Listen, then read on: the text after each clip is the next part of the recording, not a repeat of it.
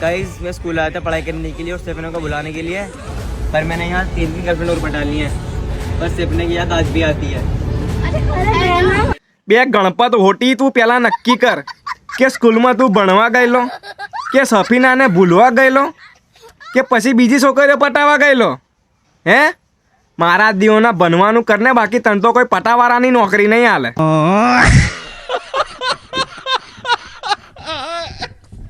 અને એવી તો કઈ સ્કૂલ છે તો તમને મોબાઈલ લઈ જવા દે છે ભાઈ? અમારા ટાઈમ વખતે મોબાઈલ નતા લઈ જવા દેતા. વાત તો સહી એ ભલે પાછો પેલો નોકિયા 310 હોય, મોબાઈલ એ લઈ લે, વાલી નહીં બોલાવે અને મારી મારી રબડ જેવા બનાવી દે. એ બધું જ બરોબર છે, પણ આ ચંપલો પહેરીને કઈ સ્કૂલ જવા દે છે?